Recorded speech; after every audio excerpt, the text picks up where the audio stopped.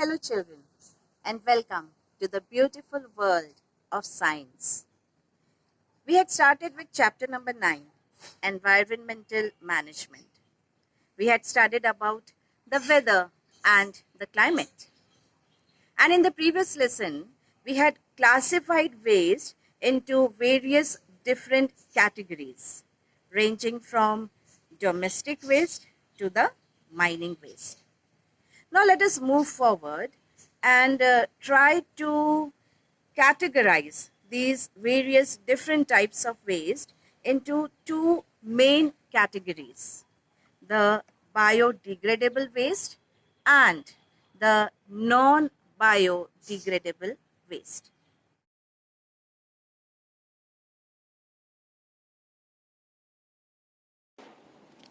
Let us see the biodegradable waste.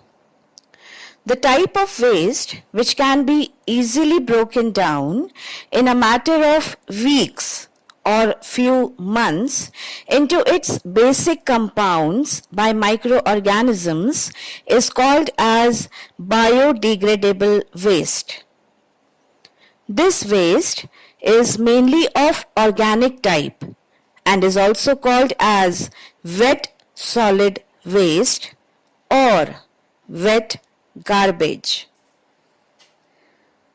It mainly includes the kitchen waste like spoiled food, fruits and vegetables, ash, soil, dung, parts of plant, etc. If this type of waste is carefully decomposed, we may get compost and fuel of good quality. Coming to the non-biodegradable waste. This type of waste cannot be broken down by natural organisms, so it is very difficult to decompose it.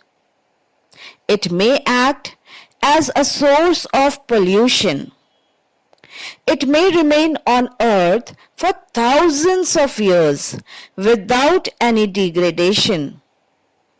It includes metals, toxic chemicals, glasses, rubber, plastic products like plastic bags, plastic containers, plastic water bottles. This type of waste is also called as dry solid waste or dry garbage. Let us see the harmful effects of solid waste. Solid waste can pollute air, water, and soil. It may leave various environmental impacts, cause health hazards due to improper handling and transportation. The adverse effects are seen on health and environment. Let us see a few harmful effects of solid waste. Air pollution.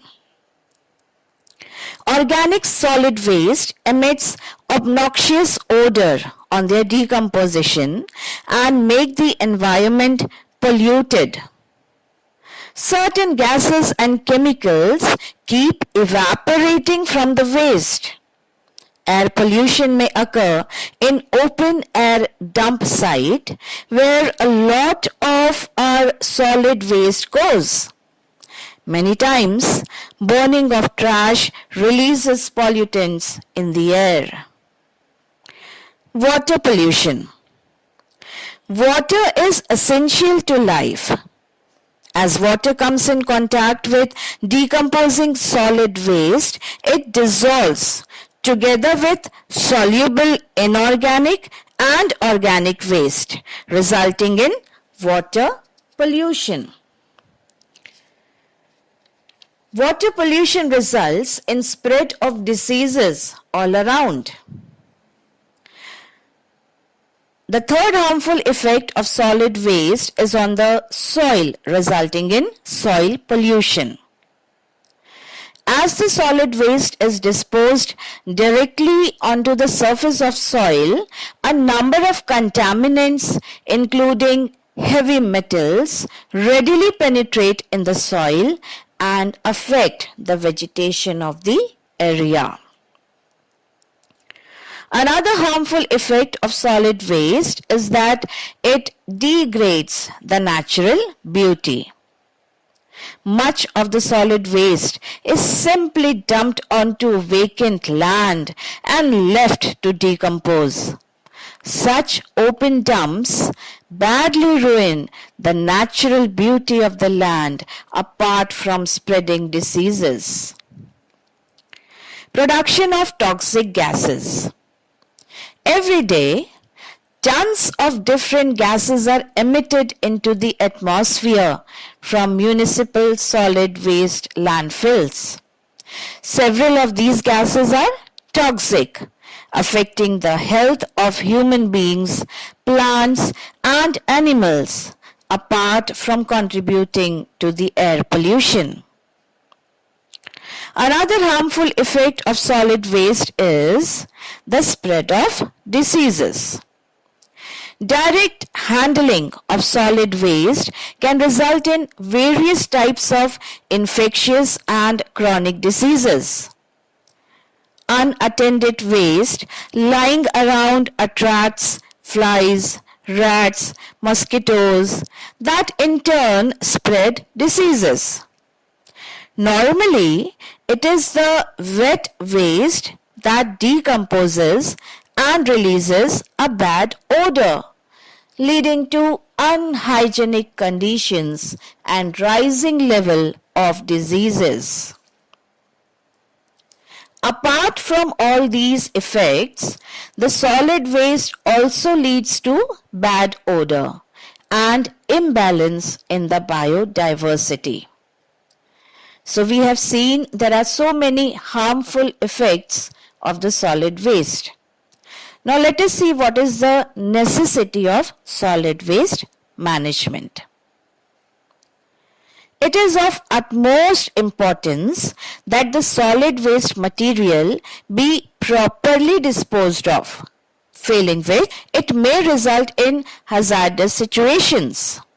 See, it is necessary in order to prevent environmental pollution and to keep the surroundings clean.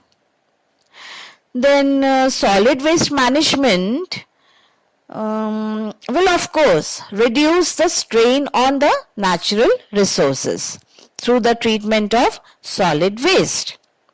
It will also improve the health and quality of life. It will maintain the environmental balance. Even fertilizers may be produced from the solid waste. And also energy may be produced from the solid waste, resulting in employment opportunities. It is the need of the hour to implement solid waste management. And for this purpose, we need to adopt scientific and eco-friendly methods. The main objective is to control, collect, process, utilize, and dispose of the solid waste in an economic way, keeping the public health in mind. The first method is separation and categorization of waste. This may be done at 4 different levels, namely domestic level, agricultural level, commercial level, and industrial level. At domestic level, we need to keep separate containers for dry and wet waste. Agricultural waste may be used for useful purposes through solid state fermentation. The commercial and industrial waste may be separated through mechanical separation, magnetic separation, biological method, landfill, incineration, pyrolysis, etc.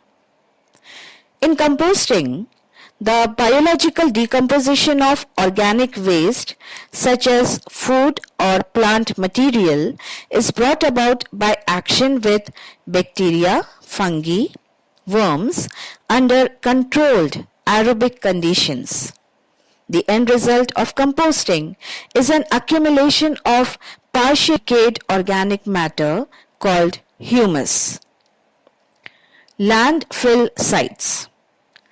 A landfill site is a site for disposal of waste materials. It is the oldest and most common form of waste disposal. Vermicomposting. It is a type of composting in which certain species of earthworm are used to enhance the process of organic waste conversion to produce a better end product.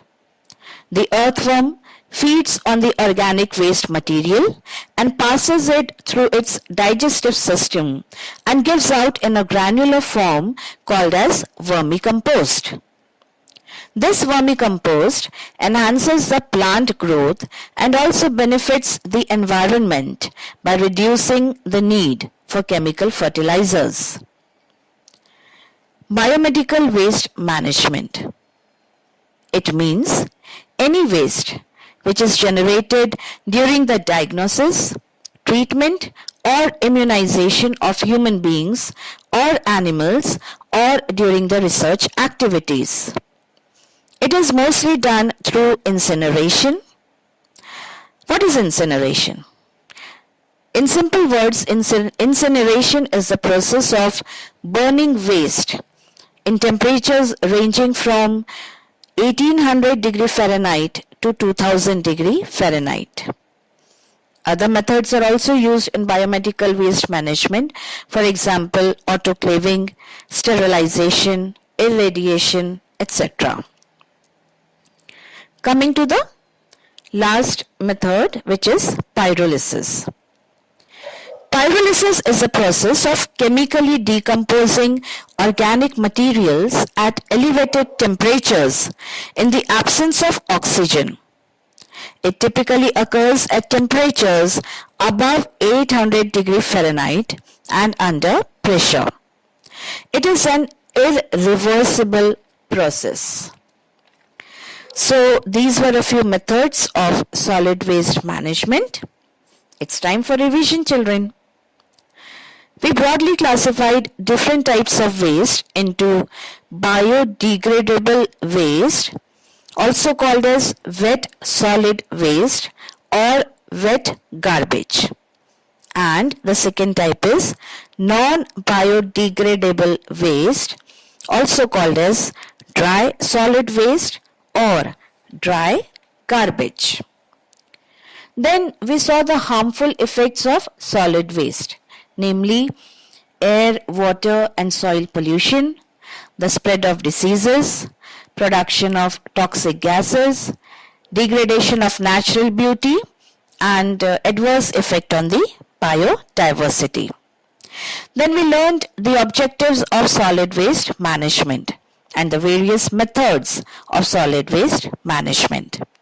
Children, I hope you all understood the points clearly. Now please note down your assignment. You have to write down the answers to these questions in your science notebook. Explain the difference between biodegradable waste and non-biodegradable waste. Write at least 6 harmful effects of solid waste. State the scientific and eco-friendly methods of waste management. So children, till we meet again, stay home, stay safe, plant a sapling. God bless you.